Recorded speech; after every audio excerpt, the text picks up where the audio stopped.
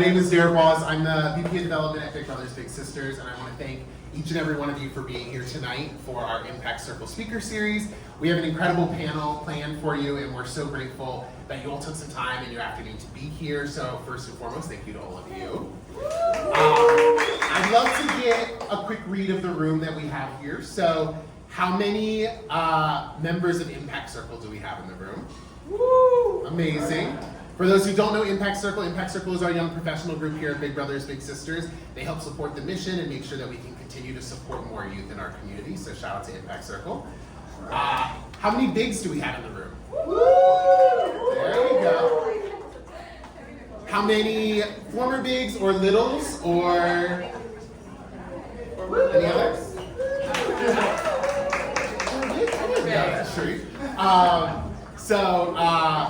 But no, it's going to be a great conversation tonight. Big Brothers Big Sisters Miami has been here in the city for almost 70 years. In 2028, we will celebrate our 70th anniversary. For anybody who has not been to our facility, a lot has changed in those 70 years. So if I encourage everyone who's here today, please reach out to Kim, myself, any of our team members. We'd love to connect. We'd love to share more about the work that we do in our community, whether that's community-based mentoring, where you meet one-on-one with your little school-to-work program, or coming by and working with our littles in the building. In our facility, we just opened a teen tech center this year. It has 3D printing, we have a race car simulator, we have esports, we have a flight simulator. A lot of great ways to connect and to support more youth in our community. So again, I just want to thank you all, and without further ado, I want to introduce our co-chair of Impact Circle and our wonderful moderator for this evening, Miss Kathleen Ross. So I am cooking on my own little here. I have two littles. One of them is on her way, but I'm cooking my own little now. So I've been involved in the organization for I think six or 7 years now, as a big of 2 different programs and as a volunteer and part of the Impact Circle. So I'm very excited for us to continue the speaker series that we do about 4 times a year with our Innovation and Technology panel. I have some notes here. We have an incredible panel, and we actually have one panelist who's coming all the way from Port St. Lucie. So they are just a little bit delayed, so just when Renato comes, just know that that's why we have this little interruption, so don't be alarmed. He's here on purpose. Without further ado, I'd love to introduce our panelists. Our first panelist is Sebastian Pinzon. He's the co-founder of AIVO. Sebastian his company helps brands figure out if they show up in AI answers. He's an entrepreneur here in Miami. He talks about marketing, AI, innovation, and business. And he's also a proud father trying to figure it out with all that on his plate. So please help me welcome Sebastian. Very right. Okay, our next esteemed panelist we have is Shireen Floyd. Shireen is the Chief Data Officer of the City of Miami. In her work, she leads data and organizational innovation efforts at the City of Miami, helping drive smarter decision-making through technology and analytics. Her experience is going to be very interesting because she's going to be representing the public sector today, and she's going to be sharing a little bit more about how data and AI are going to be transforming communities in our city. Please help me welcoming Shireen. Okay, and then we have Zach Manzi. Zach is the strategy manager at Kaseya. Throughout his career, he has a very cool career. He was a professional classical musician and now a tech strategy leader. He's very cool, right? We're gonna have some questions about that. He's held strategy roles at companies including Intuit, GoDaddy, Airtable, and now Kaseya. At his role now, he focuses on innovation and business growth within the tech industry. Please help me welcome Zach.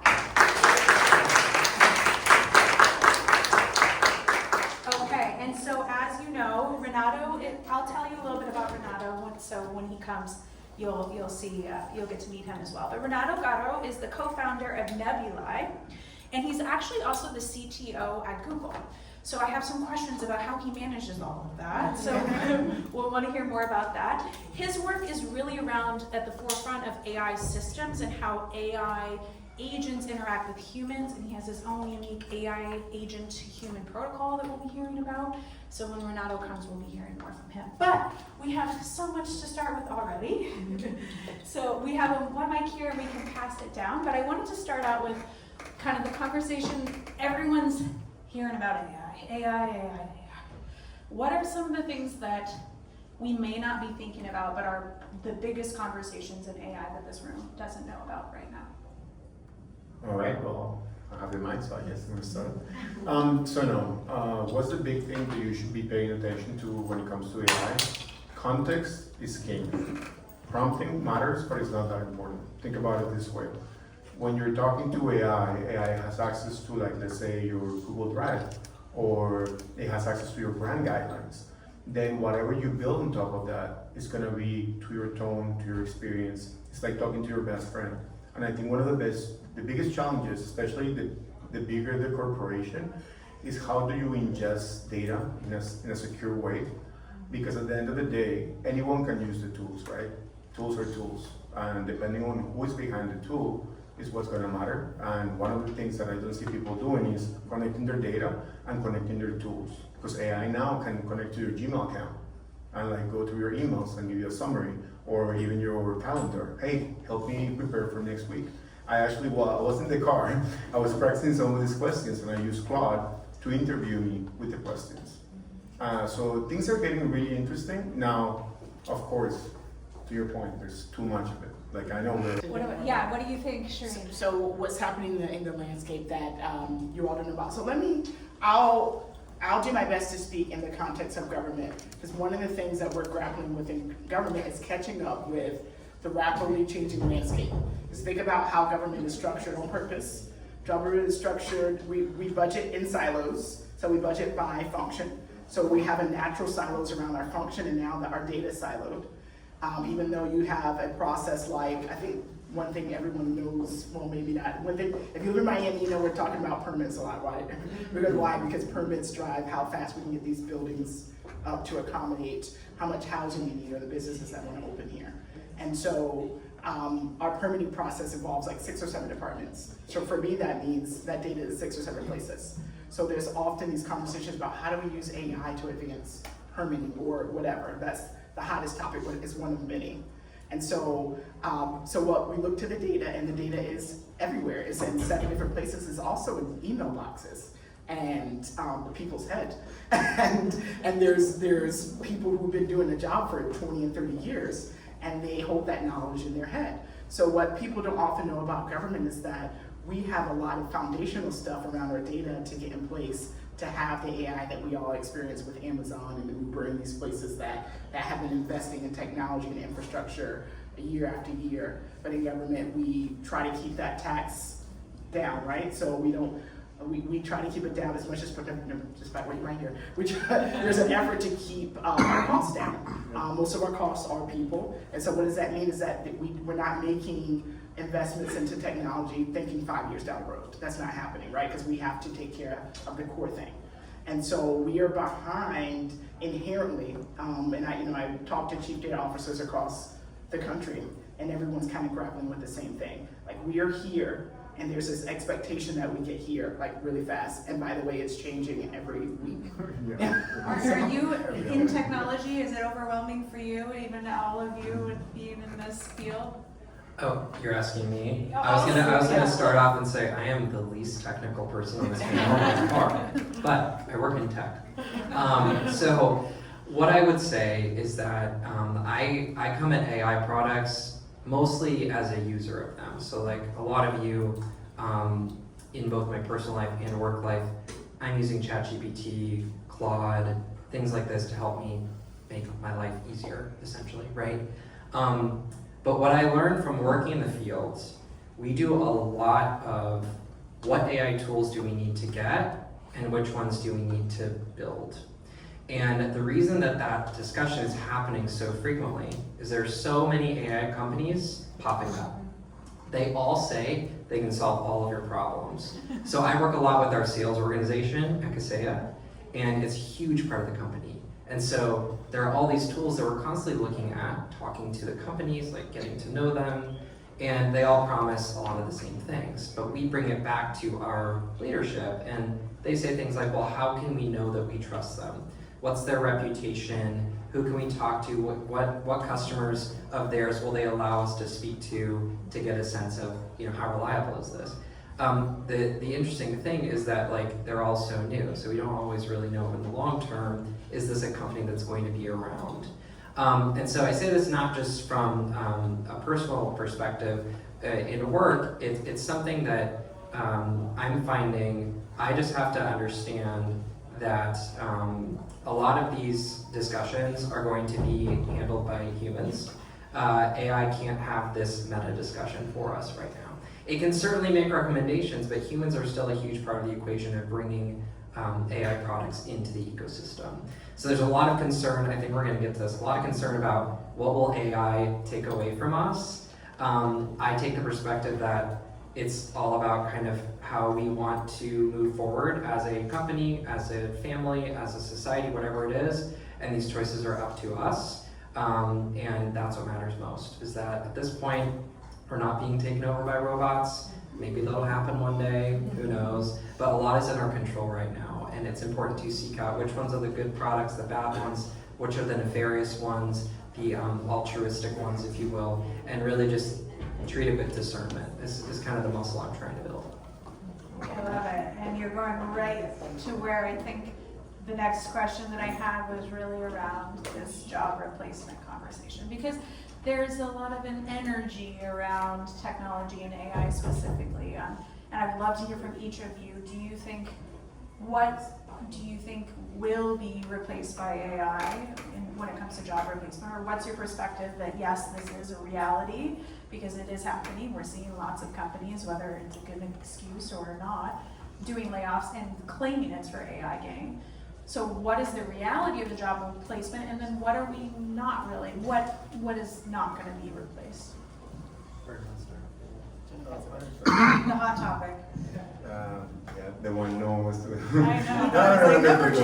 Let's get into it. The reality is that there's some jobs that are going to be, they're coming to an end because they're going to be automated. A lot of those jobs were just repetitive tasks that didn't need critical thinking or judgment. So that's why they're replaceable. I think the biggest thing is not AI getting you fired, it's someone using AI getting you fired because they're just better, they're just using the tools better. So I would say I'm not so afraid of AI replacing my current job. I'm more afraid of someone using it better than me and just displacing me.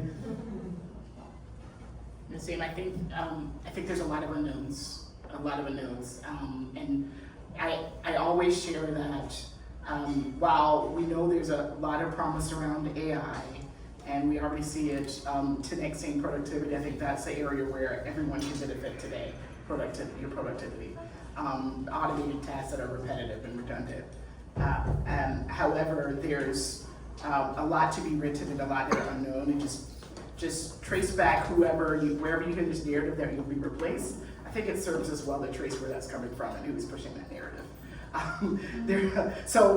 In the context of government, I think one area that is getting more and more clear is that we have everyone's got an IT department, and our IT department for years has been doing their own application development, and so it hasn't happened yet, and there's a lot of steps for this to be real in local government, especially because we have labor agreements, and our labor agreements say what we can or cannot do with and for our employees. So that we have to reimagine labor agreements and job rules for AI for sure.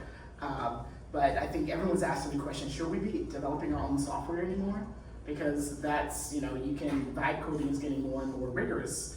And should we be looking towards what I call them sense makers, people who can call, I almost stop myself from saying BS, but we're all adults here. So we need sense makers, people who do QA and quality check and say, this makes sense. So that I think we're leaning more towards in the data and tech world, because even data scientists, some AI can replace your data scientists, but you have to be able to call BS and quality check. So that's I think a local government lens. Awesome, and thank you so much, Fernando, for joining us. We let everybody know that you had a long drive, you did your intro, so, and you come in at the perfect time because we have the hottest topic that everyone wants to hear about. So we're gonna hear from Zach, but we're talking about job replacement and what is real and what is, what is maybe not what's been overblown. Yeah, so this idea that there are a lot of unknowns, I think, is the most important one to just set out there. So everything else I say is with that in mind. So I think just like global human existence lens, this is not the first time something like this has happened. Obviously, the Industrial Revolution, going back to like agriculture, there are constant evolutions with humans being able to do things more quickly and efficiently because of the use of technology. So I think that there's that. That doesn't mean that this is going to be a holistically good leap forward. I think there are bad actors who will use this to, kind of to their ends, whether it's money they want to make or people they want to impress or whatever it is. Like that will happen, and that needs to be regulated and called out and everything like that. So absolutely.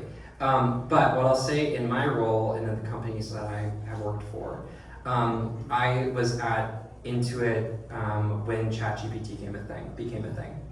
The company in my time there wasn't even implementing something like Claude because the whole security review of like, is this actually going to be something that we can trust with our data and our customers' data? So the whole time I was there, wasn't using it. So Kaseya is my first time actually using it in my role. So this is the first job that I've had where I can use Claude and ChatGPT openly using company data and all of this. What I see is that, like everyone said, people who use it well are the ones who are more efficient and in the end, I think, more effective. However, they are not necessarily just using it without their own, again, this idea of discernment. That you still have to be, points already made, checking to ensure that this is something that we can rely on. So the conclusion that this thing is coming to, do we, in our historical knowledge or in my expertise or whatever it is, do we trust this? Can we stack it up against past data, past studies to ensure that this seems like a reliable thing?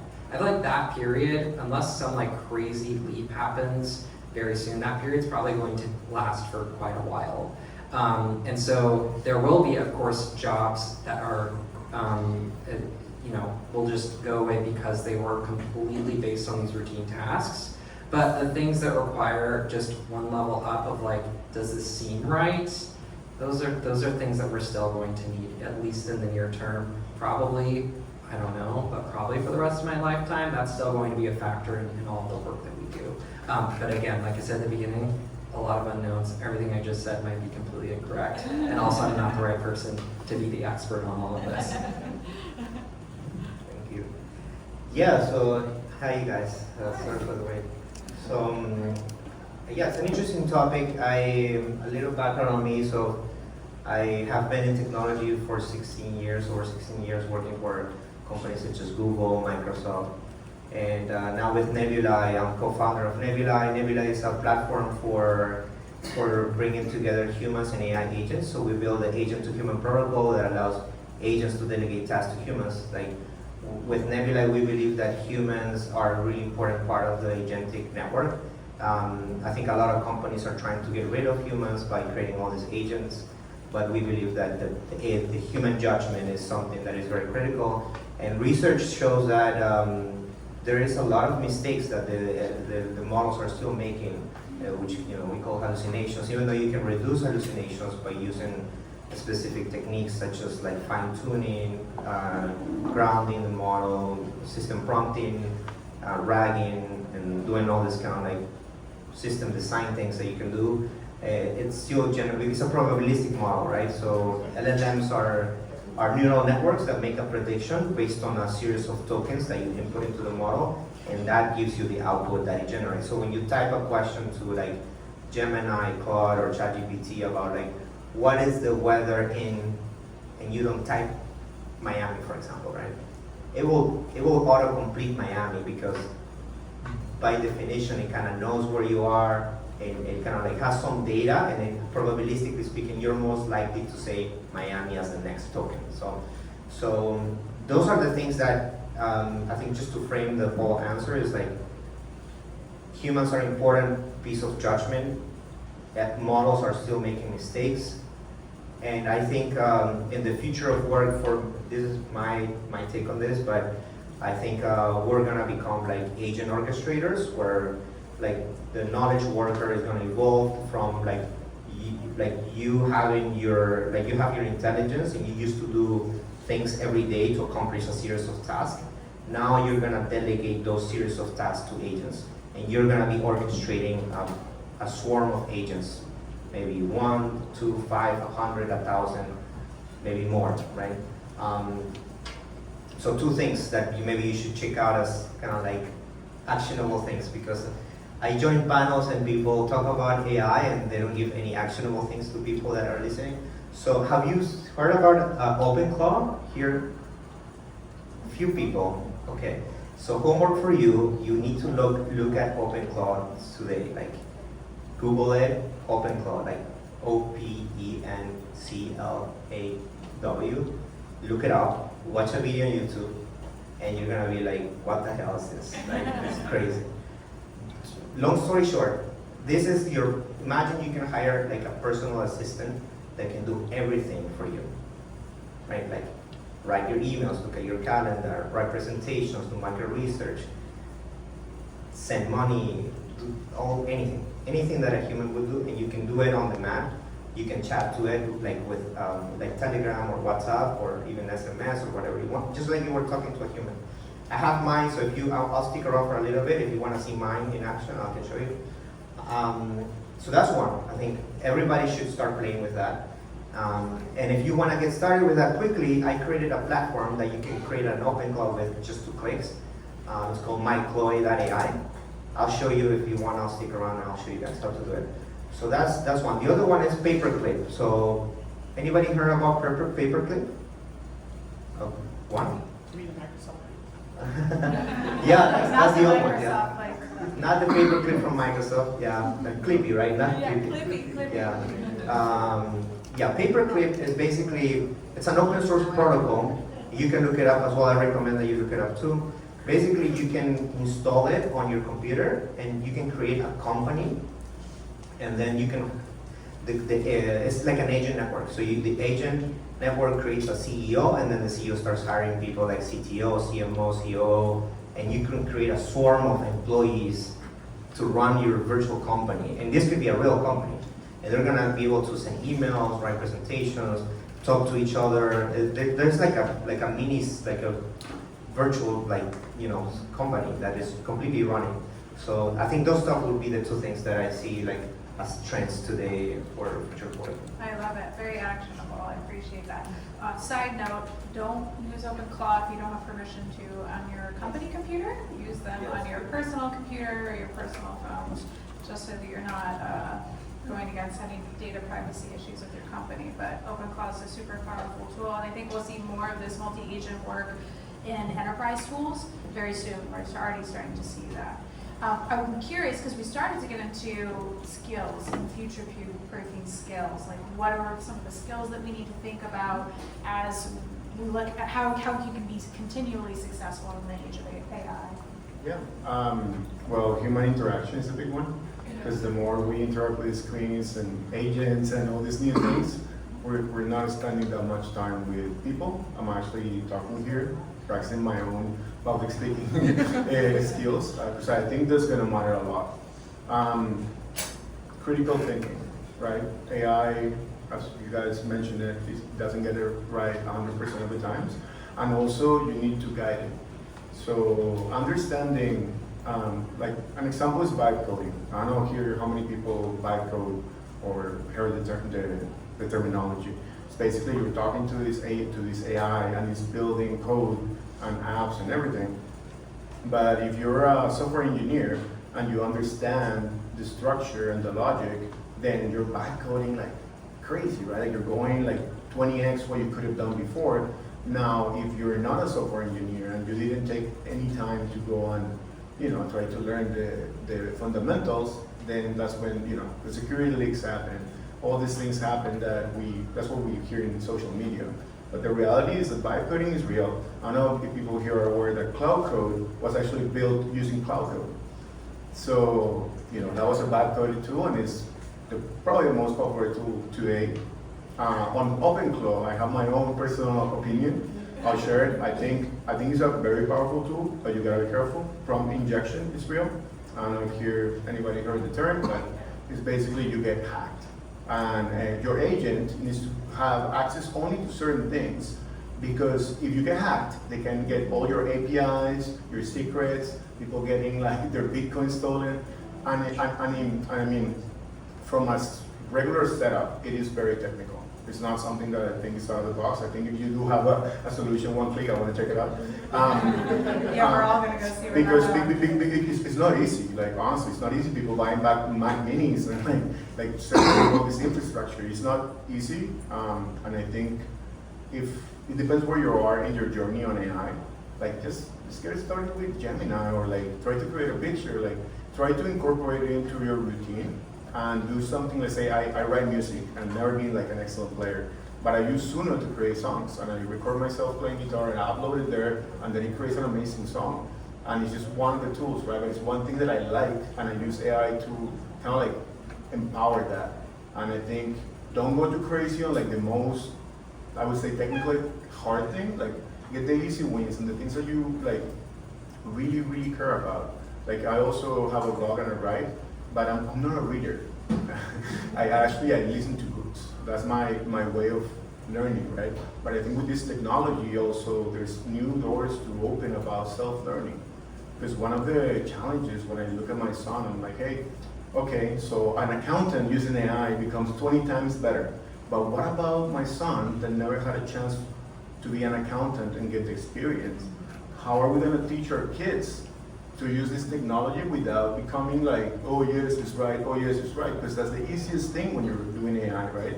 It's hard to push back because it just sounds like, oh, I mean, this guy scraped the whole internet, how can it be wrong? So that's my take on that. Okay, so around pretty quick. So what skills are becoming more important? Yeah, actually, future-proofing your career, what do we need to focus on? I want to vibe off something that's accurate, because I've been teaching my team about this idea of discernment. So it's funny you said this. And so, and the way I put it, I'm not borrowing from someone else, but how do you discern just right from right? And I talk about it in terms of, because anybody can build a dashboard these days. You can build your own dashboard with Claude in 5 minutes. And so, but how do you tell like what's underneath is legit versus some gobbledygook, something made up? And so, I think I think you got it right. I think that's one of the key. I mean, another way to like that's analysis too, synthesis, like these things where like the human context you have, you are putting that together with like other types of data. There's like discrete, concrete data, but there's qualitative data, there's human experience. The ability to bring that together and make a discernment, a judgment is just huge. So sorry, maybe you were going to say that again, but I think it's big. Yeah, I agree with my own point. I'm just kidding. No, I was gonna say speak a little bit more from my perspective as someone who doesn't have a formal tech background. I didn't go to school for computer science or anything related to this. I was a musician. I wanted to transition into tech.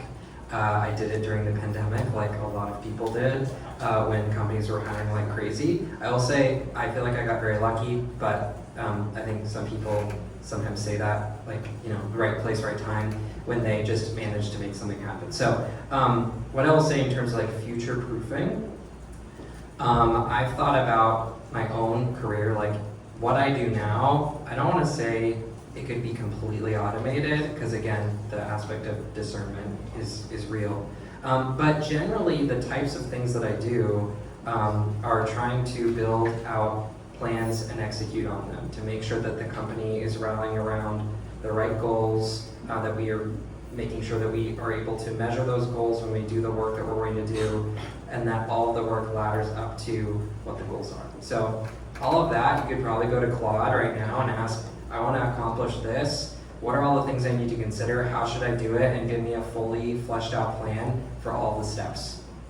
So like in theory, you could replace me right now, right? But so I think that I've thought about this a lot. How would I future-proof my own career? I think that the most important thing that I've done and has served me is being very curious about how this technology works. I don't understand to the full extent of anyone else out here, like how these things actually function. So I've gone and like learned some Python, tried to understand data structures, tried to understand what machine learning actually means, and all like the fundamentals of how these AI models and products work, just so that I can like hang with the conversations that are happening. So when someone says, oh, this model or this, I'm like, I know what you're talking about. Data sets and things, and I understand how these things interact and how things are trained and all of this. So I'm not a practitioner, I'm a student, but I'm a very curious one. So I think that's really important because no matter what role you have, this is the reality now, as we've kind of acknowledged. Beyond that, I do think that, you know, if you're thinking about making a career transition like I did, there are probably some fields that are more, or I'll put it this way, less likely to be overtaken by robots in your lifetime than others. And if you want to take that into consideration, certain tech, influencers will have like stated, you know, these are the ones that can't easily be replaced. Things like healthcare, education, and stuff like that. And those things are really important in the world. If that's something that you're really passionate about, you might be really lucky, because some of us aren't going to have as easy of a time kind of like knowing the future of our careers.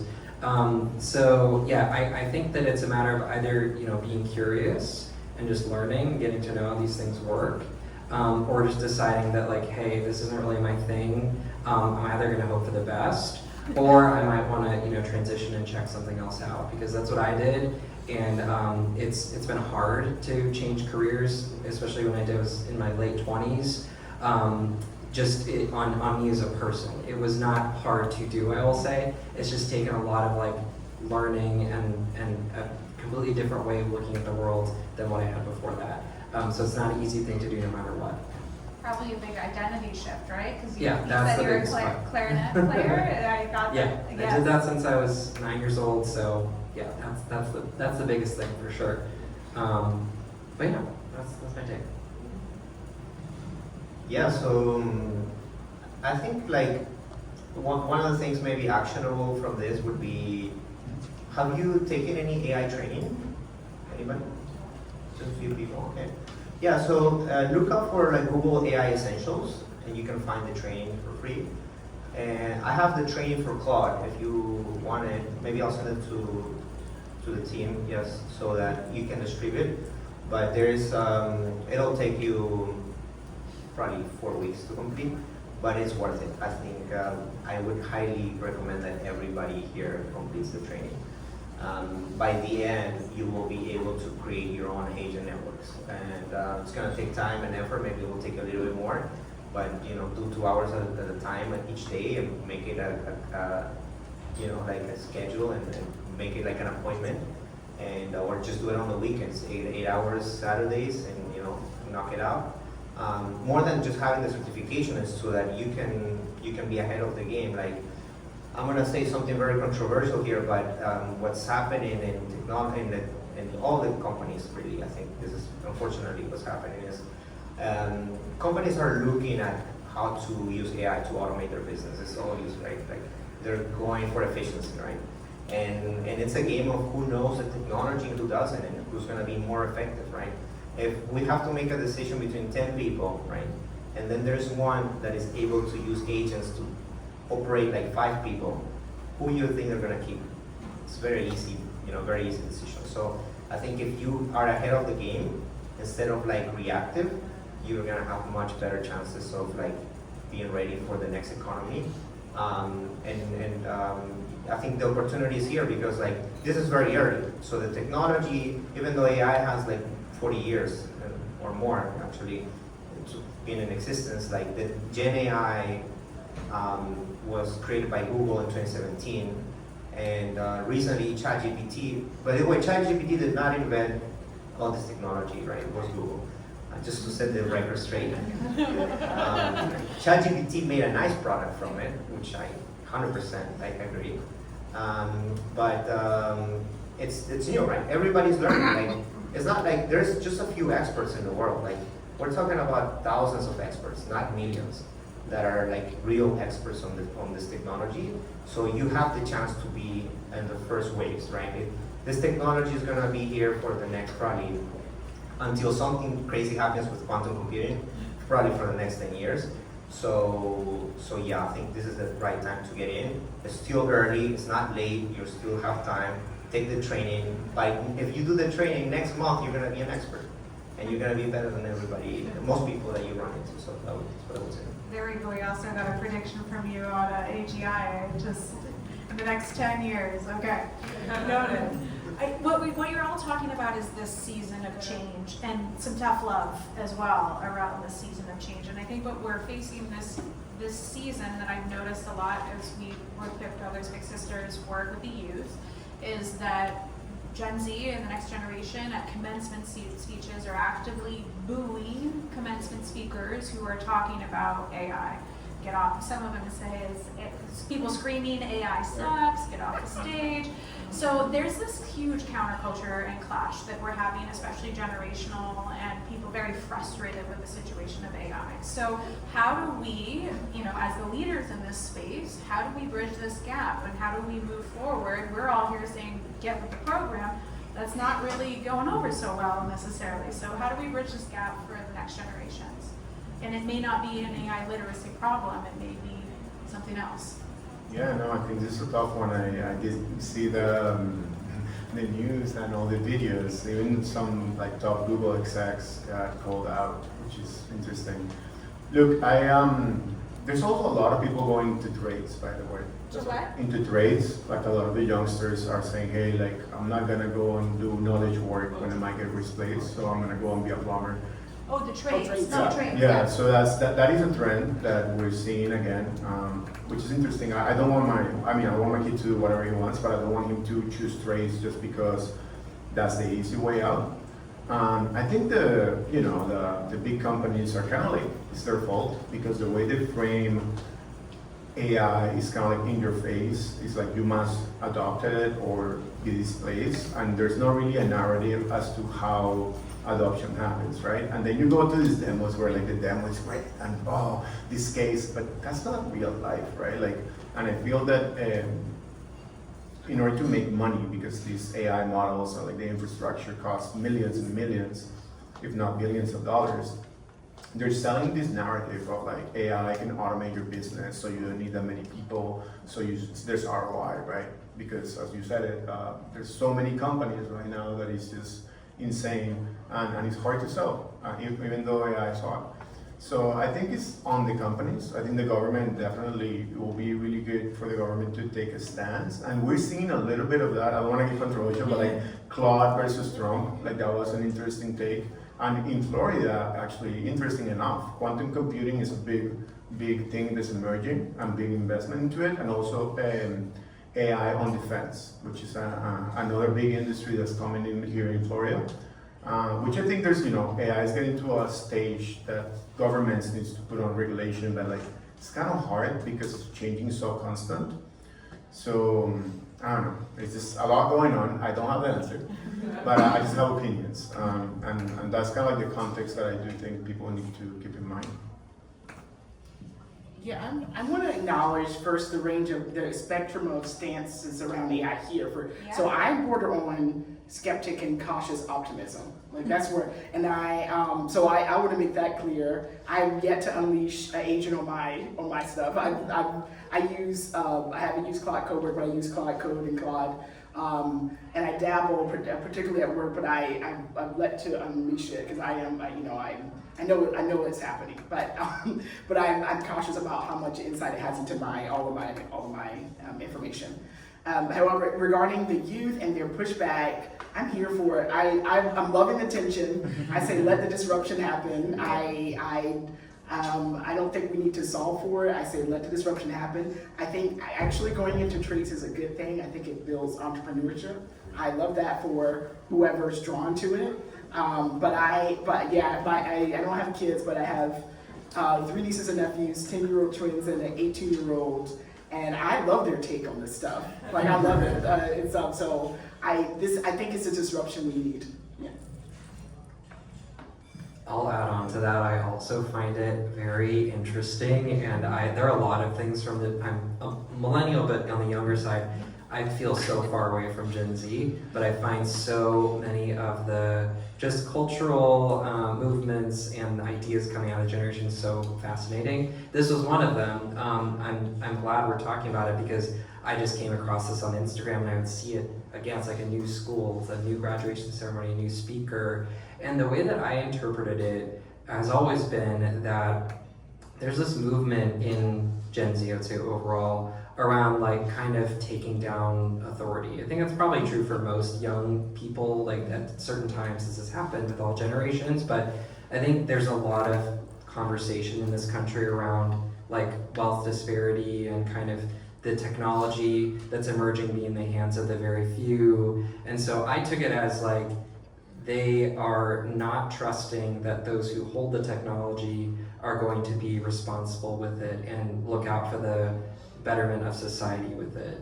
And so that's what I heard coming out there. I think there are probably a lot of reasons that they could have to be so down on AI. But yeah, there is an element of also just like forcing it in their faces that we're all facing, but for them it's probably felt a different way because of where they are in their careers. The other side of it though is that I've seen data visualizations about usage of like ChatGPT among this age group and how it like drops off heavily in the summer. Like it's obvious they're using this for schoolwork, probably to write entire papers with in some cases, and it's like, well, I probably would have done that. When I was younger, I hated writing papers. I didn't want to read books. I always did Cliff Notes in high school. It's horrible. I was focused on other things, but so I get that, like why they would do this, but then also see the other side of it. So it's like, yeah, they're the greatest users of it potentially, but also see how it could harm them. And I think that's true of like, that was true of social media. It's the same thing, like a lot of people use it, a lot of us use it, but we also know that there are a lot of like, damaging things that have come from it. So it makes total sense that it's there, that these things coexist to me, but I am very interested. I agree, like just let's see how it plays out. Yeah, so I think this is happening because like, like if you're coming out of college today, like, and you go into the market, right? First of all, there's 2 inflection points happening big time. There's a lot of tech layoffs. So if you're in tech, you're competing against a senior person trying to bid for the same job. And if you're just coming out of college and you don't have experience, then it's very hard to get that first job, right? So then you're in this limbo where you don't have enough experience to get your first job, and there's a lot of competition in the space, so then they're frustrated, and I can see why they would be frustrated. And this is controversial again, but unfortunately, as much as they kick and scream, there's nothing they can do about it unless they actually become leaders in the space. And there is, this is my view, but like I think in technology, the people that get the most rewarded are the ones that specialize. So you can become a specialist on AI for like a specific, very small niche, and you will be the expert on that, right? So then I think those are opportunities that people maybe are overlooking. The other one is the distribution channels of the frontier models like OpenAI, Claude, and Microsoft, Amazon, Google. Even though they may be big, huge companies, they don't have all the people in the world to transform every single small business. They don't have the amount of people. So who does that? They have a channel partner network. So then you can create a partner company of like whichever frontier model you want to do, and then become a specialist for like, let's say restaurants. You're the specialist in restaurants in AI. And you can help all restaurants to become AI ready. That's a business on its own. And I think there's a lot of entrepreneurship opportunities in the AI space. and anybody can take it. And then the other benefit is, if you're not in the technology background, let's say you're coming from a, let's say, other area like law, maybe medical or accounting, whatever it may be, you have your domain knowledge that the models don't have. You're the only one that understands that, and a huge effectiveness of the model is knowing the domain. Like, for example, if I'm a doctor and I can prompt the model for whatever I'm doing research in medical, I'm gonna be more effective than if I were to do it because I don't know anything about that field. Right? So I think that's another opportunity, combining domain knowledge with AI. I would say those, but I understand why they're frustrated. Yeah, it's so many great points, I think, and there's not a clear answer. We don't have all the time to solve that, but I appreciate all of your takes on it. I have so many questions for each of you, and I want to make sure that we get time for everyone to ask questions if they have questions as well. So I want to kind of ground us a little bit back in the moment of why we're here. So Big Brothers Big Sisters, we believe that the power of one-to-one mentorship. And I wanted to know, in each of your careers, has that been true? The power of, have you had a special mentor that meant something to you? And what do you think the future of mentorship looks like in the age of AI, where you can ask AI any question and get an answer? Yeah, well, I have many mentors through my life. Some of them, like my grandfather was a big one, and just some people I didn't even meet in my life, but they're just people that inspire you to, keep that passion going. Now you mentioned now that AI can answer any question better than any human, pretty much. I mean, in terms of facts, right? What are you bringing to the table? And I think what you're bringing to the table are the stories of your win, of the times you win, the times that you lost, and like you want them to really understand from that lens how can they apply it to their life. Although I know it's kind of hard to when you hear it, but then it happens to you. Anyways. No, I think that's the critical thinking, the judgment, because the reality is that being a mentor in this age is going to be everybody by the way, I do interviews, 90 seconds, whoever is down. I interview one person that's a mentor, and we keep going to the same thing, that while you're a mentor, you actually learn more from the mentee or the little one than what you actually give to them. So I think when you give, you get. It's one of those. So I think in the age of AI, this new generation, they're AI native. At some point they're going to be teaching how to use the tools to the mentors, and the mentors are going to be teaching them how to judge the outputs of those tools because they do have the the experience. So that will be my main take. Now I'm not a mentor. I do have a son, but That's a mentor. so not you're here. Yeah, Maybe, yeah. I'm thinking about it. I gotta We're think my going wife there about it. next, don't worry. Yeah, but no, that's my take on it. I love this question. So this is something that's 16. Yeah, I know. So I love this question. This is it. So I can appreciate mentorship now more than ever.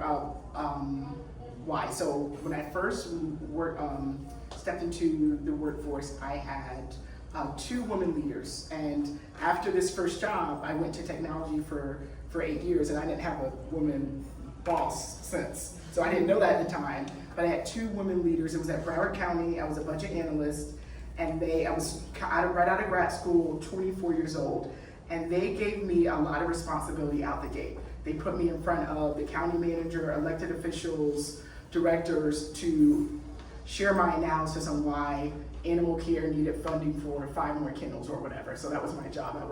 I would put together budgets for county departments, and I would do some analysis on how we can fund or do our job better. 24 years old, and they gave me big responsibility.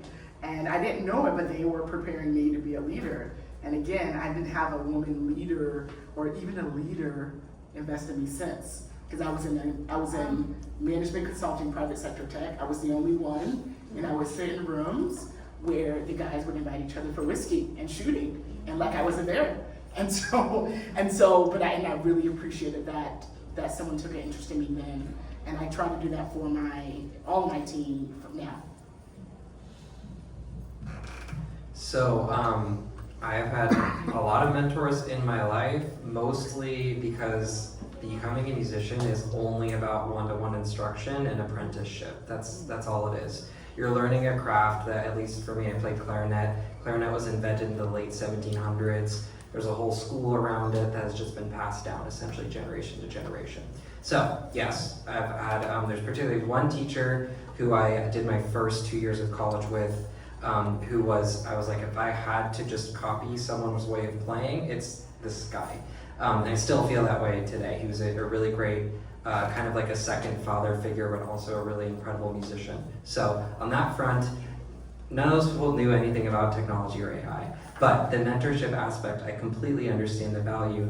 And what I would say moving forward for Big Brothers Big Sisters, but also just in general, I think it's really important to acknowledge that AI is a part of our lives, but also realize that life is much, much, much bigger than any of that. AI is not the entirety of our lives. We are not living in a virtual reality now where like everything else went away. What I've noticed for myself, and it was mentioned by one of y'all, the isolation that can take place with something like this is very real, and I have concerns for that.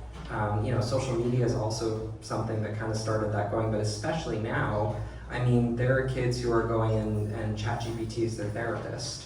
ChatGPT is not a therapist.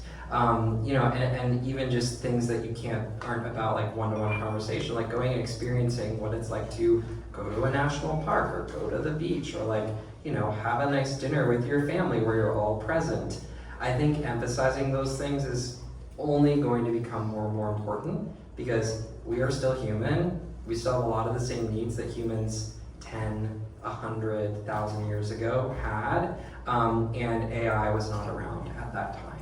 And so I think it's really important. I try to remind myself, like, get out in the world. Don't just sit with this thing that seems like it can solve and do everything for us. Yeah, so I agree on that. I think we need to get out, and be. I like that. I come to this panels and talks and to network because you meet people and it's great. I think mentor comes to mind would be my mom. Like she lied to me and she was like, "You can do everything you want in life." And I really You're believe a that. CTO and Google and started your own company and you got a lot going on. I think you need to believe it, right? Yeah, I think we all need to believe that. And I like to mentor people, so actually I open the door for anybody that wants to be mentored. So with Nebula, we've been running some internship programs, and we have an amazing track record actually. From the 10 interns that we had, like almost 9 ended up in FANG, like all big techs, Google, Microsoft, Meta, and it's when they come back to me and they're like, we did this, and it's an unpaid internship, but they learn a lot because we get them involved in the latest and greatest and the cutting edge technology. When they do the interviews, they're like, are you working on this crazy stuff? And then they get amazing jobs, which is great to see when they come back around. But yeah, I'm big on that. I think you have to give back to the world and to people that are just new in career, especially because they don't have the coaching they need. So if you need help to get started with AI, I'll be around. So yeah, happy to answer questions. I love it. Thank you. Okay, questions. All right. So I'm a healthcare executive in oncology, and I am super enthusiastic about the potential of AI on drug development and even improving, patient outcomes and experiences in hospitals and everything. But I'm also a human that depends on the earth, and so I'm conflicted by the environmental impact of AI. So I'm curious what your thoughts are on that, and if you guys are as conflicted as I am on that as well. Well, because I'm the government person now. The official answer was the city of Miami. Right. Okay. I'm the official answer. I am also conflicted and concerned, and there's no. They're rolling out faster than we can develop policy around. Yeah. Right. So that's and we down here we have a bit of a shortage in land, and there haven't been a whole lot of public stances around even how we should be using AI publicly. as in government entities. And so I'm concerned too, and you know, if you, yeah, that's all I'm gonna say. Yeah, actually, every time you write a prompt, it's like lighting up a light bulb for 24 hours. Oh my gosh. You didn't know. But the good news is that there is a trend to build sustainable ecological data centers. So basically, you can connect the data centers to like renewable energies, and then even the water that is used to cool the data centers, you can do a closed loop. So basically, recycles. And then with the excess water and the vapor that comes out of it, you use that to create like agriculture and things like that. So you can do a closed loop ecosystem there. But you know, I think policy would help because or maybe incentives, because I think that big tech are just going for performance and lower cost, and maybe they don't have necessarily the right moral compass to go in this direction. They used to have, because Google, Microsoft, they all had very aspirational sustainability goals, and they actually decreased them because of the AI race. But it is a concern, but I think we're gonna go there. But yeah, I think it needs a little help from the government. But yeah, for electricians. Another question unless you wanted to add on. Thank you. This has been really informative. Thank you all for being here. One, I do want to say I have equal concerns because we all know about environmental racism, and so the data centers are in Black and brown communities. So that is a big concern.